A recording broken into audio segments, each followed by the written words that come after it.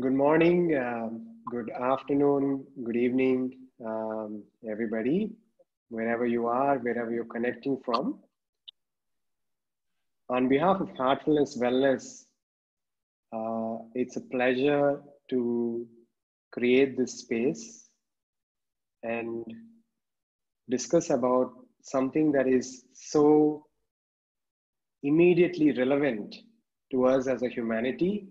At the same time, a universal principle which is timeless and transcends borders, transcends categories, philosophies.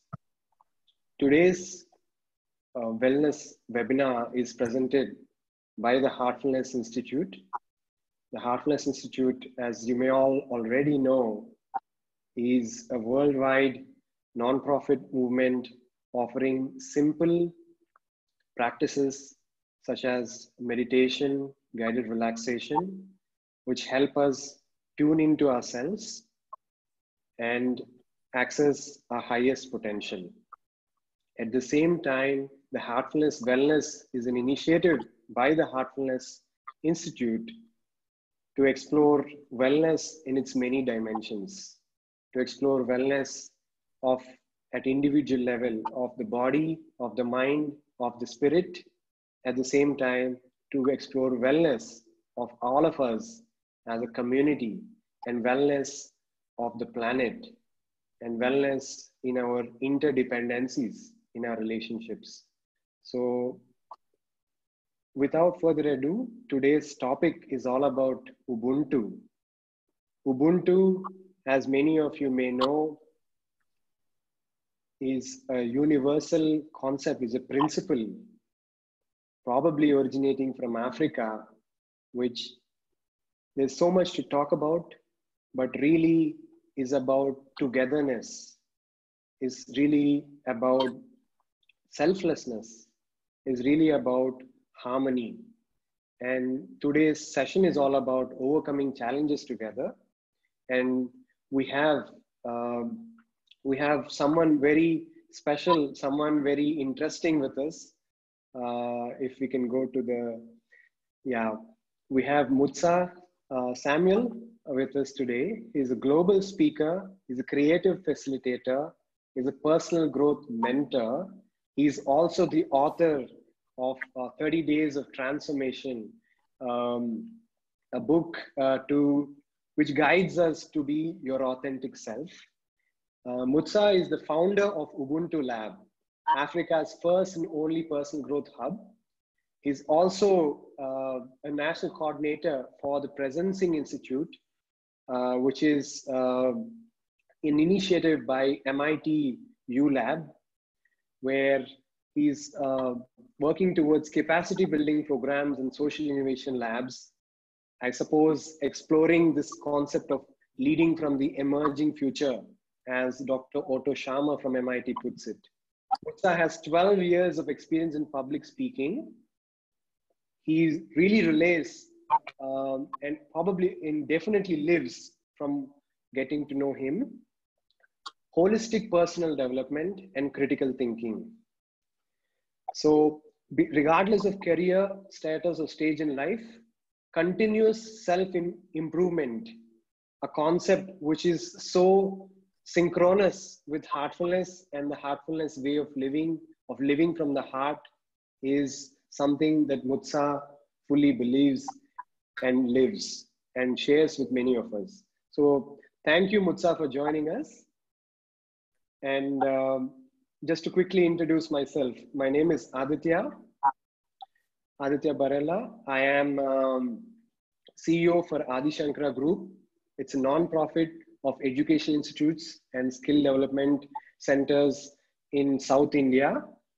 And I've been working with the Heartfulness youth team and the university relation team as a volunteer.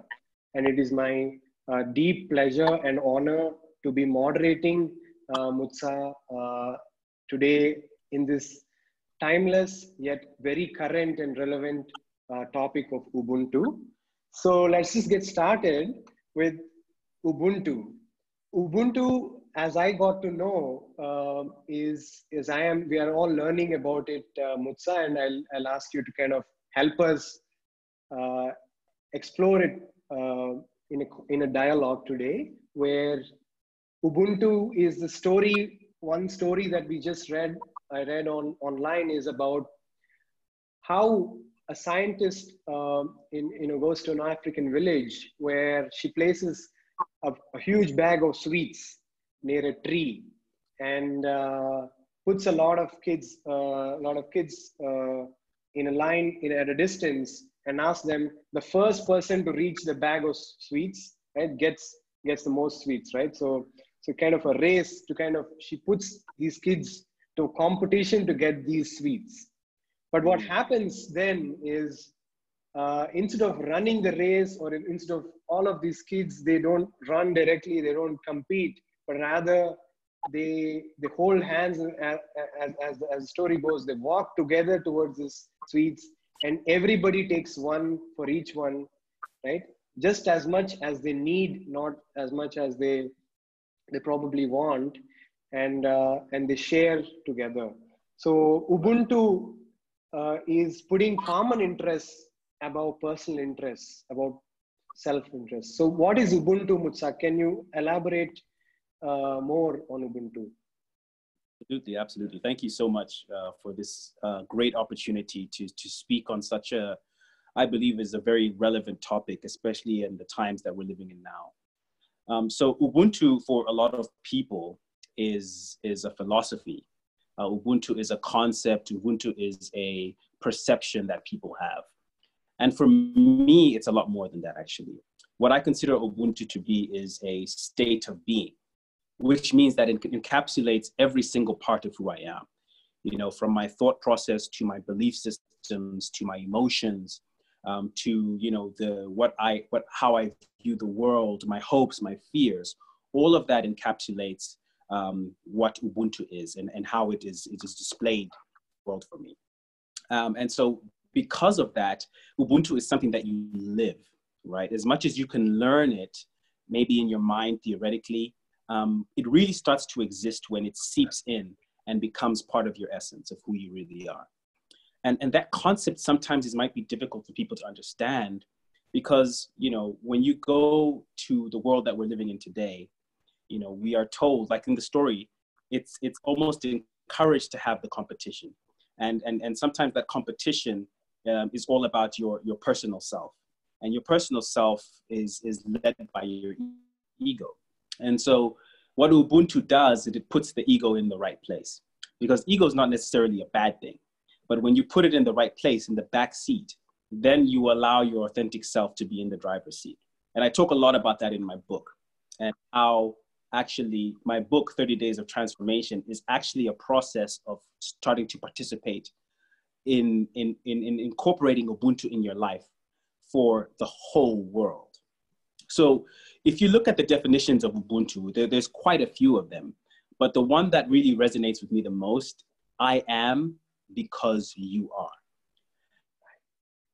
And that means I exist because you exist. So the mere fact that you are a human being means that we are connected to each other, means that we have commonalities, right? Even though there may be external differences, there is a core thing that makes you and me connected. The mere fact that we're human beings. And what Ubuntu says is that I am not, I don't, even though I may have a different title than you, oh, okay, I've just graduated and I've done my MBA, or you may have a PhD, none of those things matter. What matters is when you come to Ubuntu, and usually the circle here is very important in terms of symbolism, because everybody's equal in a circle.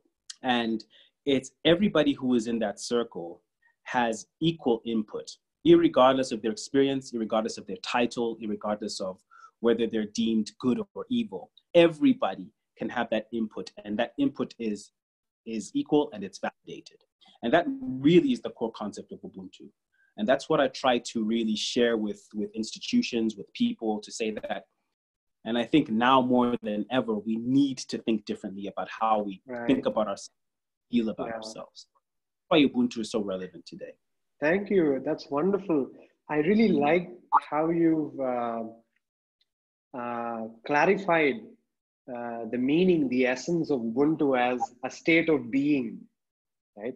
It's not something that we know, or it's not something that we do, but it's a state of being from which place we do and we know and we live together without labels, with Absolutely. equality, without any Yeah. labels, doesn't matter. It's very, very interesting, Mutsa. And you did mention about ego taking the back seat, and Sure. it's about. It seems to me that it's coming from a place of gratitude. That when you say "I am" because we are, when you say that, it seems to me that Ubuntu is starting from a place of gratitude.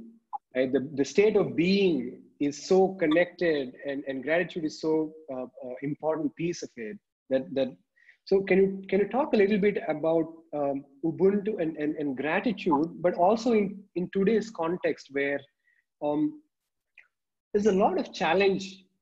There's a lot of systemic shocks that are going around the world, be it to the healthcare crisis that's putting many now unfortunately in the hundreds of thousands of people under a duress and panic.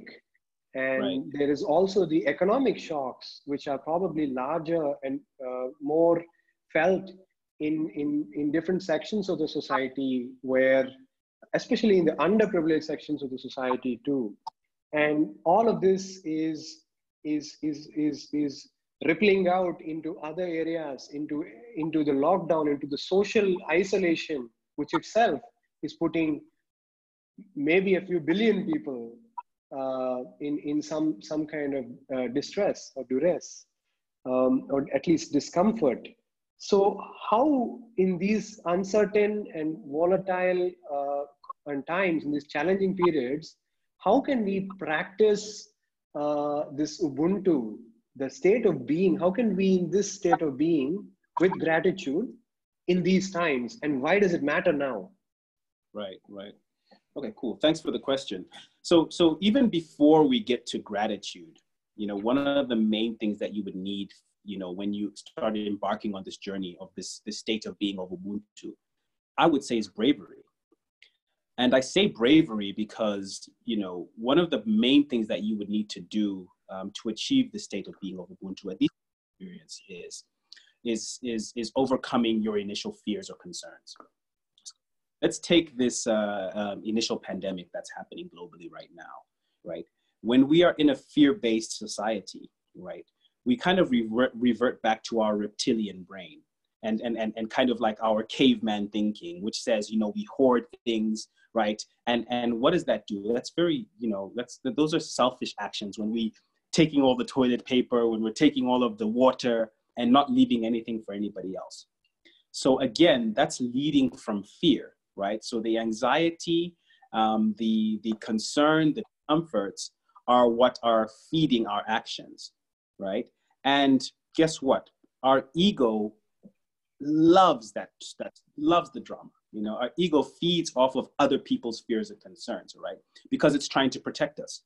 So again, the ego is not a bad thing. It's just acting on its impulse, which is I need to self-preserve, right? So when I taking a whole bunch of tissue paper, oh, guess what I'm going to do? I'm going to react on instinct, and I'm also going to take it because I need to take care of myself, right?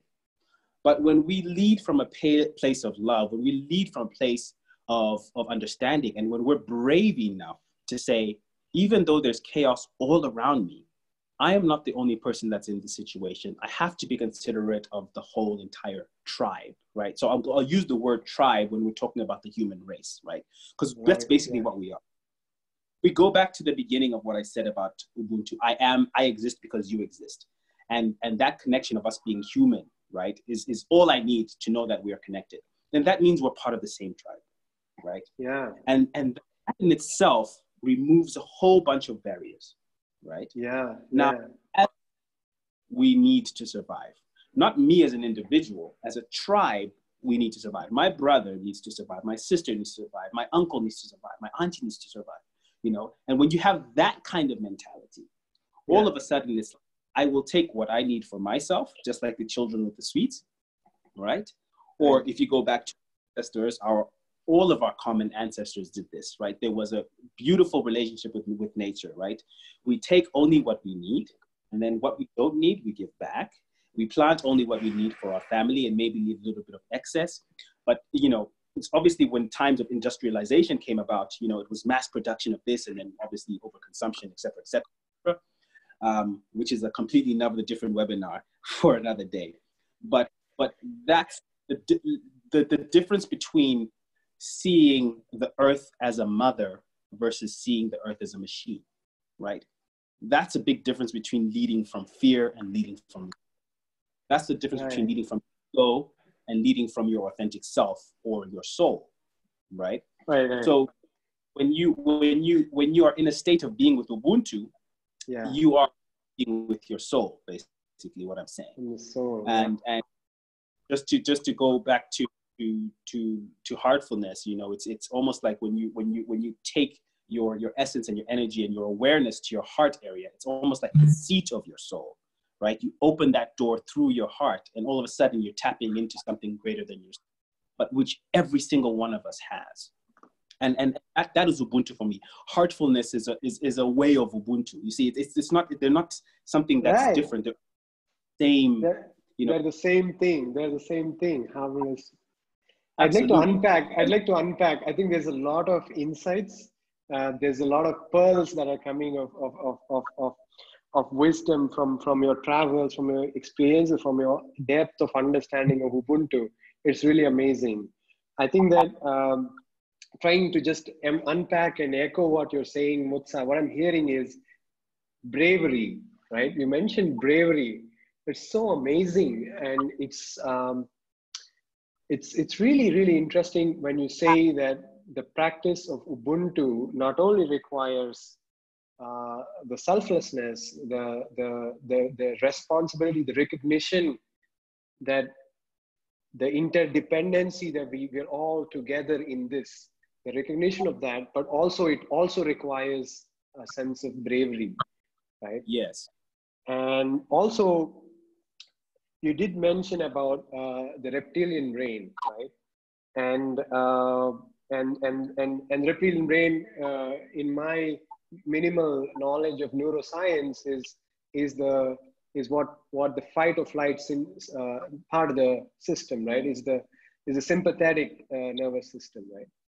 And how do we go from the survival mindset to a more conscious or more harmonious, let's say the prefrontal cortex? How do we get back, or how do we get back to the heart, right? And so it makes me think about that. And when you say bravery, and you also did mention about taking from Mother Earth just as much as we need, and not as much, not more than that. And that's something that the traditions have already practiced, and that's something we can learn. So just trying to, the common thread between bravery, the common thread between simplicity, taking just what is enough, the common thread between operating from this wholeness, from this, not from the survival mindset, but probably from a service mindset, from a giving mindset. I'd like to just mention that courage, from French, comes from coeur, right? The coeur, or the heart, right? When you say bravery, courage comes to mind, and courage is a quality of the heart, right? In its etymology, it's coming from the heart. And you just did mention about heartfulness and how does it open. So what is the role of the heart in Ubuntu? That's a good question. I think it is quite central to it. And let me kind of unpack bravery just a minute for a bit. You know, two kinds of bravery that are required on two different levels. The first one is bravery for yourself, because, like I mentioned, if you experience humanity wholly, you need to, or to accept humanity as it is, you need to first accept yourself and understand that anything that you do, any consciousness that you give out, you're actually contributing to the collective consciousness of humanity, right? So when you become aware of that, when you become observant of that fact, that you are responsible for the energy that you put out, you're responsible for the thoughts, for the emotions, for everything, for your whole state of being, you have a responsibility for that.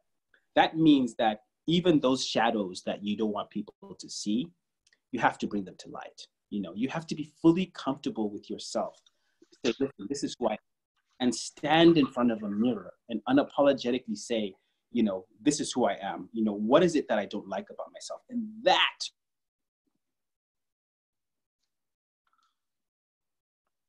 Yeah.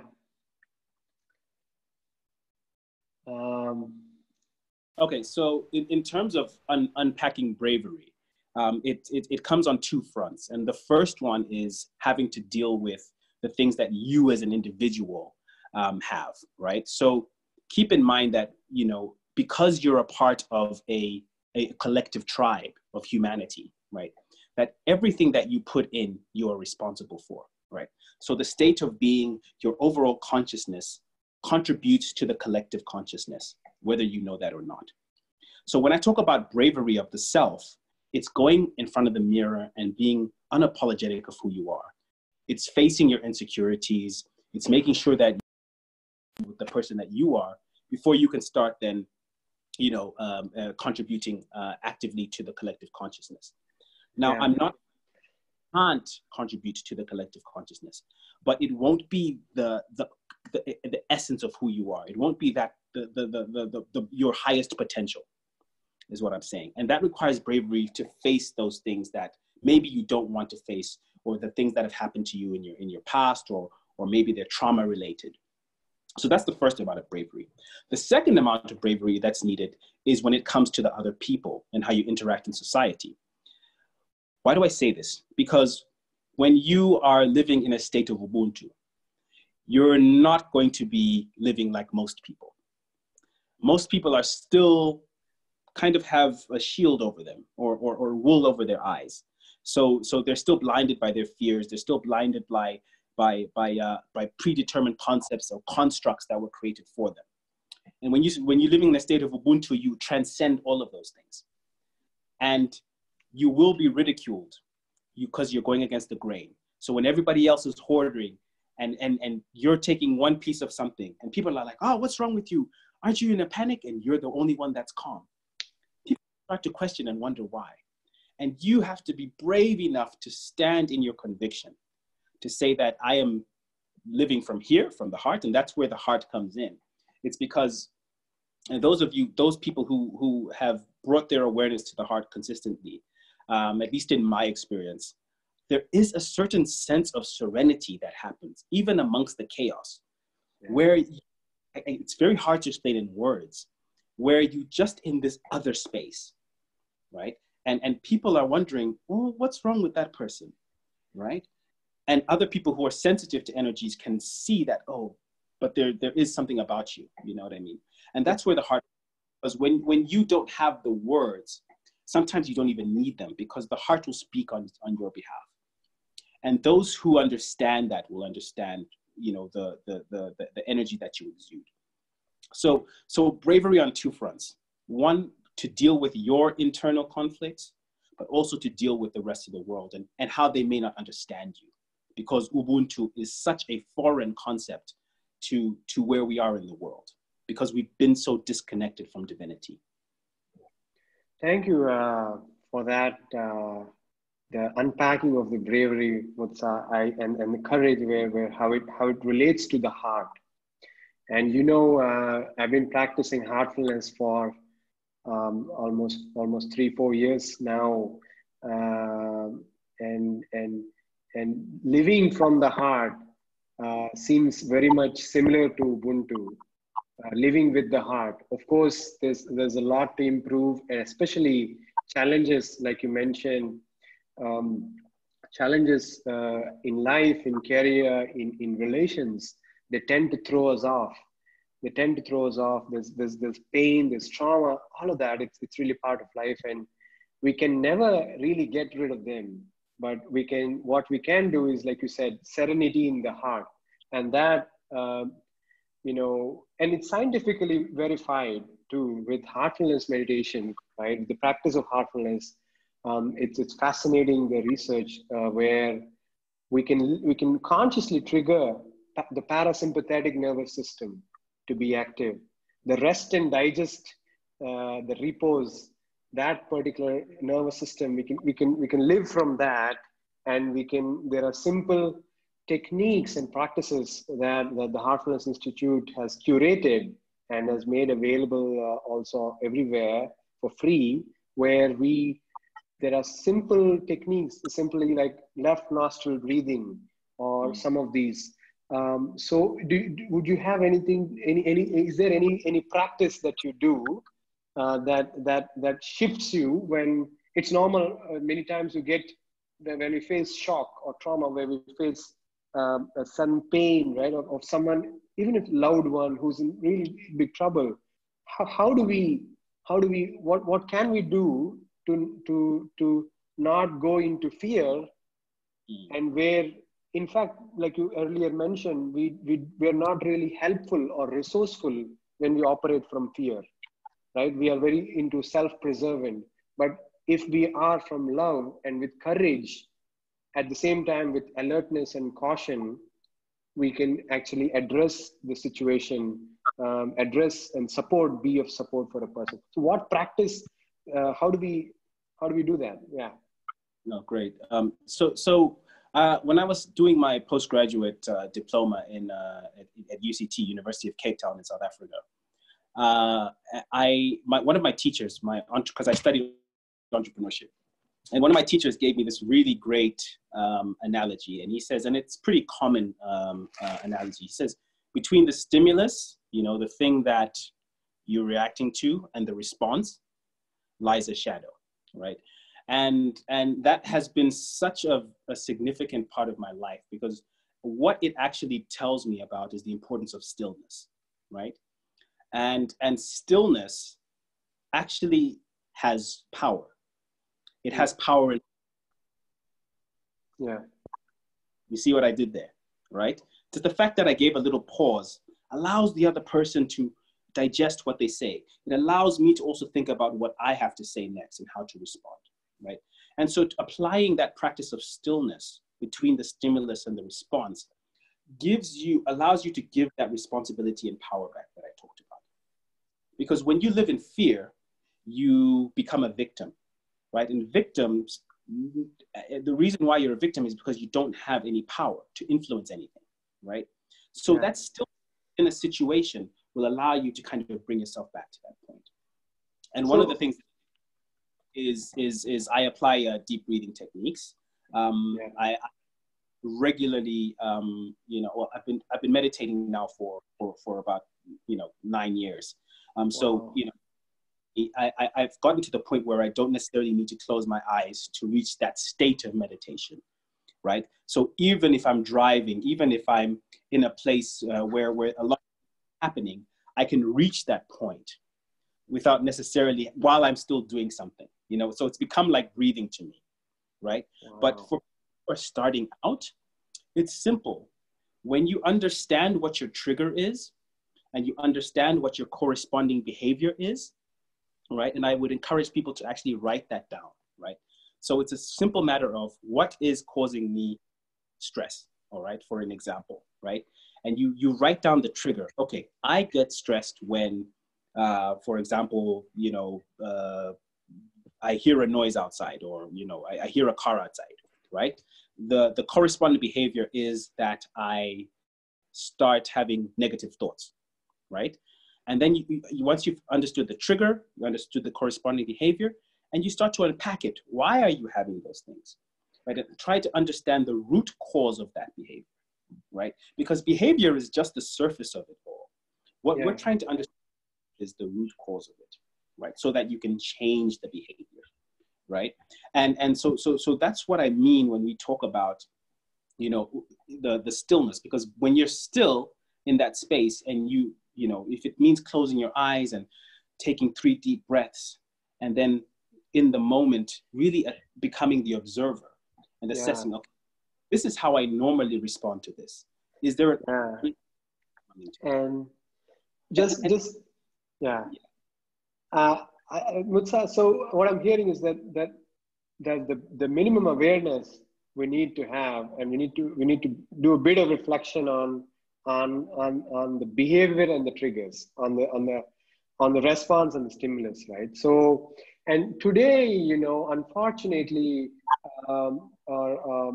and I say this without judgment, especially youth, especially people that I work with. There's all kinds of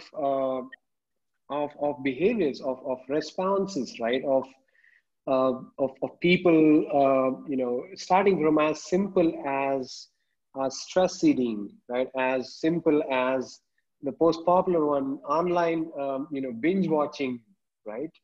Or as simple as really shutting down, right? Completely shutting down to the world outside, right? And we hear stories.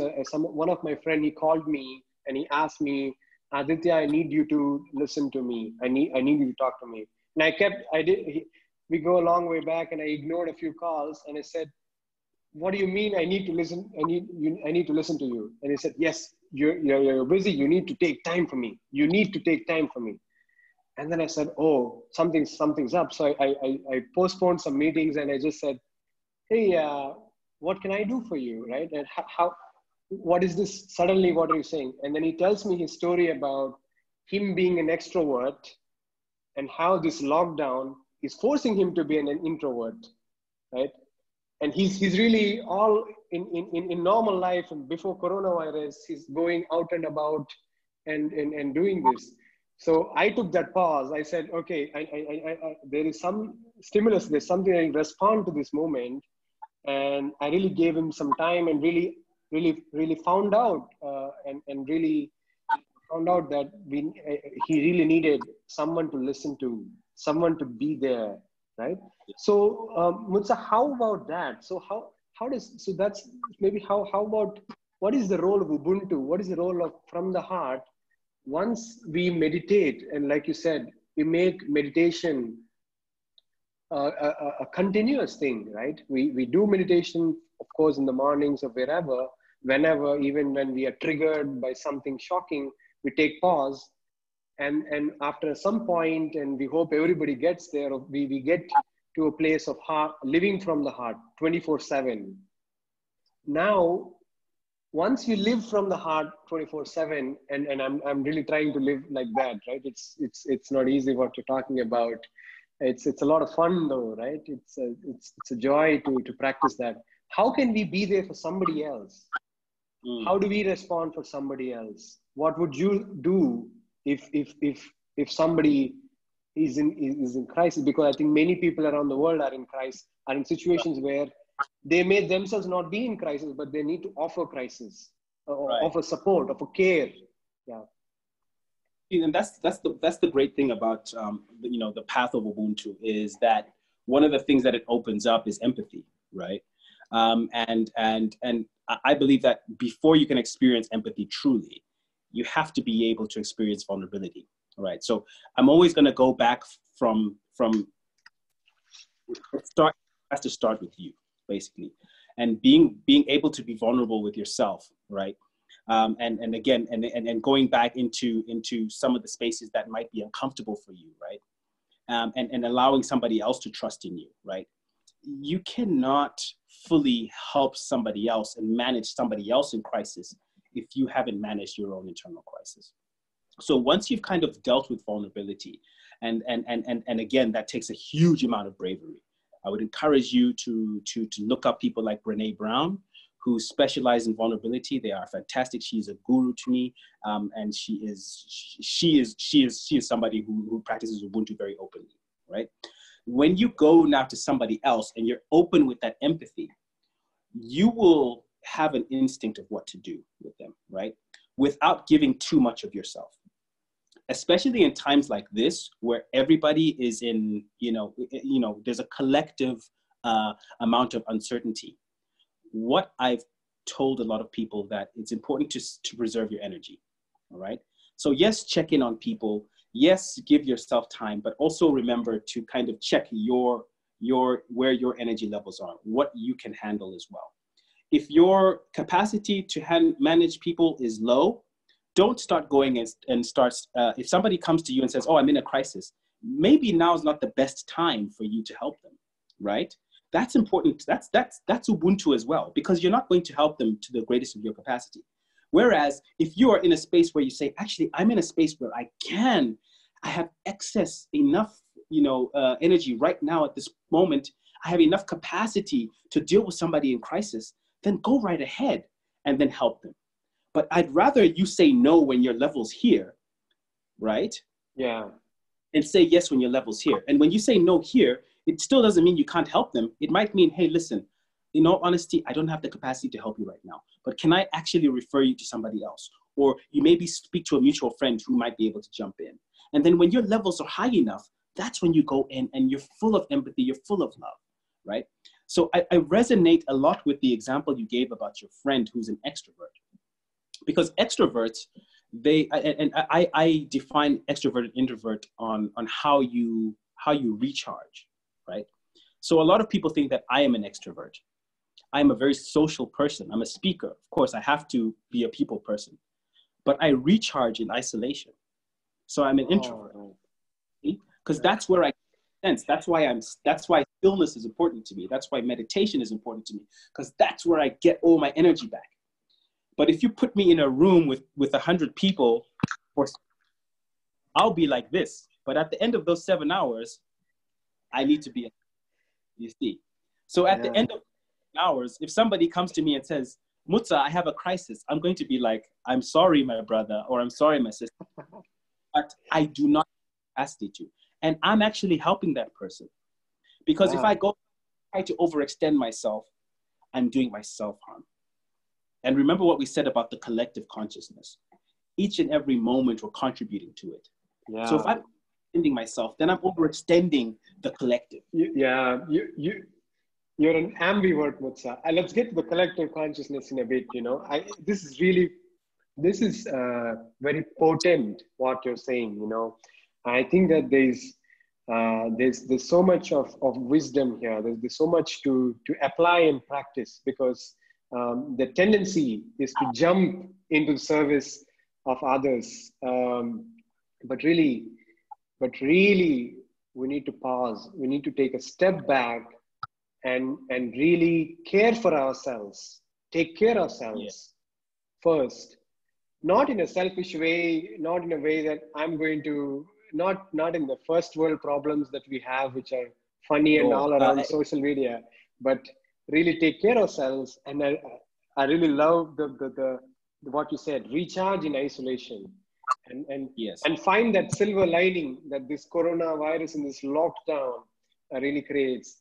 There was a tweet I was tweeting the other day about, there's this famous saying that when a door closes, many others open, right? Another door opens, right? It's a very famous saying, right?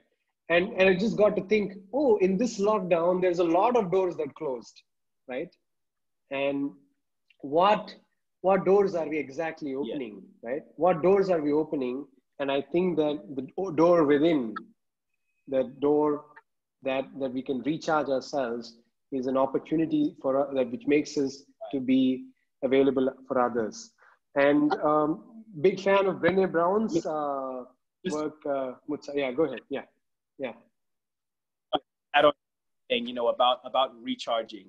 So one of the practices that I do, a common practice that I do, is I try to, again, from the heart, try to give enough positive energy that kind of goes around, and I try to make that bubble as big as possible, right? And I believe, that's my unique practice of Ubuntu, right? And I try to do it as much as possible, right? When I can, when I have the capacity to. But imagine if my energy was low and I tried to do that, right? And when my energy gets low, well, guess what? I'm also close to experiencing my fear-based emotions, like my anxiety, my stress, and there's an increased likelihood of me experiencing some form of depression when I'm at a low state of energy for a extended period of time. So imagine me now trying to go out and spread positive energy, right? Yeah. When I'm at that state, you know? So that's why it's also important to recharge, because like I mentioned, it actually betters the whole, right? And the intentionality when my capacity is higher is more, you know, with higher frequency based emotions, you know, like love, like joy, like happiness, you know, all of those things, like peace. All of a sudden they're easily accessible because I am at a recharge state. And that's really interesting, Mutsa, where there's so much to talk about, there's so much to practice, there's so much to be. So in all of this, and the recharging in isolation is a wonderful takeaway for me.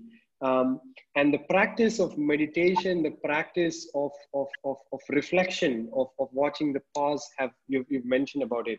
So just in the next 5 minutes, as we're going to wrap this up, can you share some key steps, some actionables for people to adopt and implement? I know that we want quick fixes, and there are no quick fixes. But is there something that some tips for us to recharge in isolation? Yeah, absolutely. So I'll give you like maybe just three steps that I can share. The first thing is to ask yourself this very important but sometimes difficult question: who am I? Right? The problem with a lot of people is that they have allowed society to place labels on them, right? And unfortunately at the expense of them knowing who they are. So that's the first kind of, you know, exploration into Ubuntu, right? And especially to recharge, because the reason I say it's important for the recharge is because those labels come with a lot of attachments, with a lot of energy, with a lot of responsibilities. And some of them we don't even need, and most of them we didn't even give ourselves. So the first step is to remove those labels, take them off and say, okay, who am I in my essence without all of those things? How do I define myself? And then what that does is it allows you to take back the power and say, I am the author of my life. Therefore, I am responsible for it. I am the one telling the story.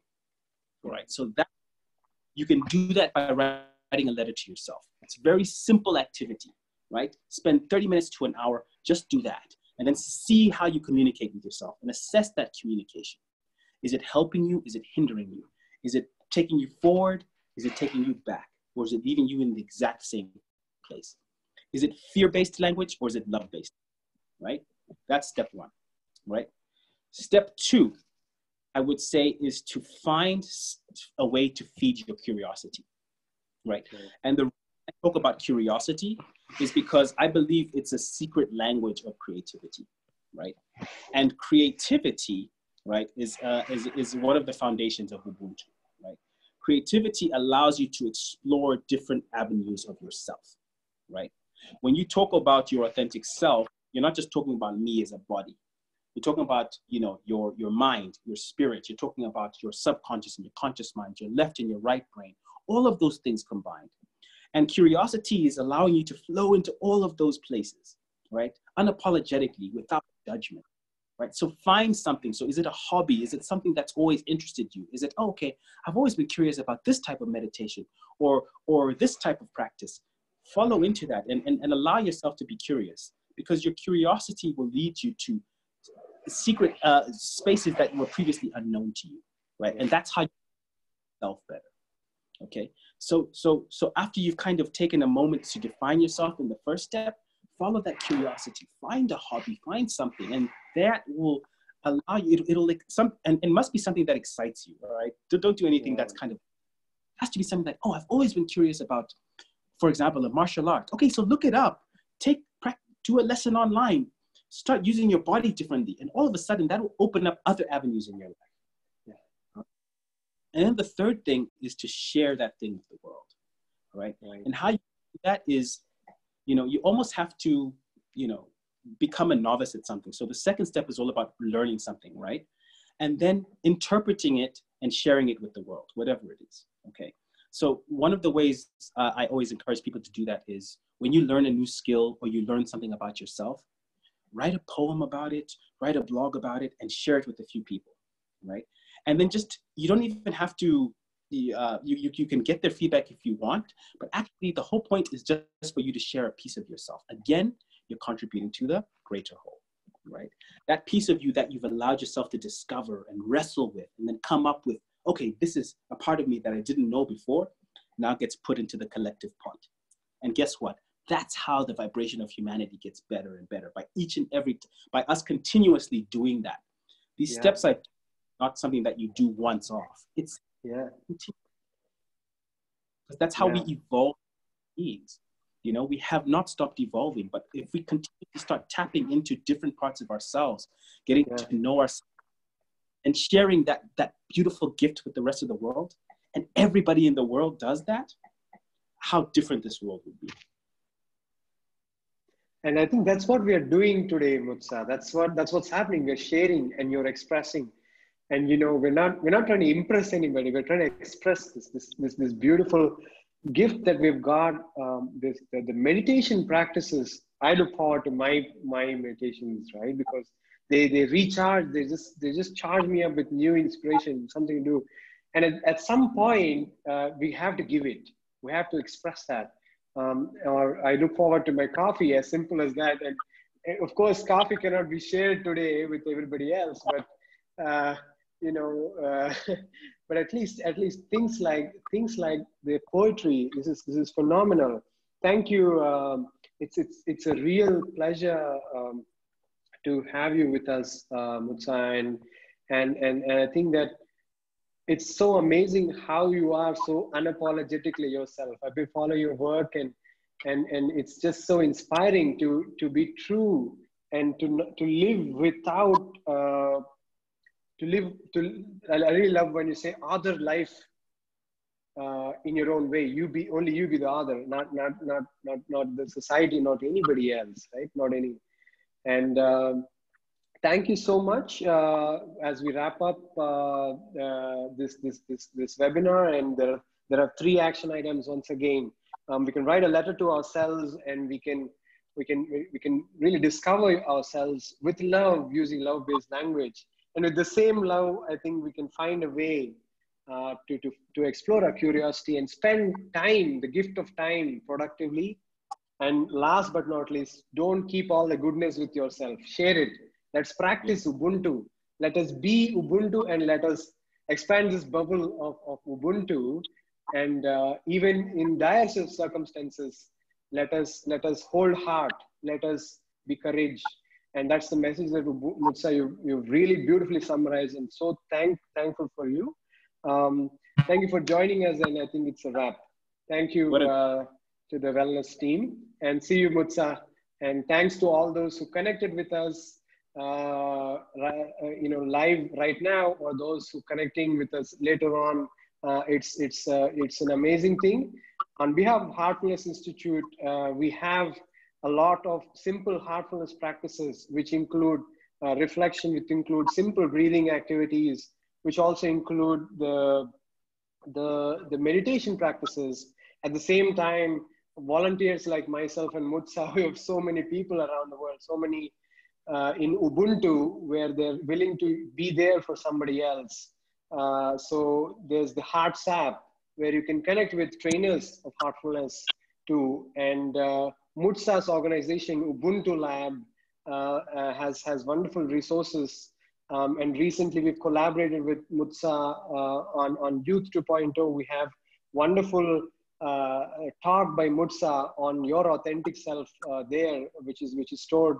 So there's a lot of resources and a lot of Ubuntu hearts willing to be there and support. So feel free to reach out to us.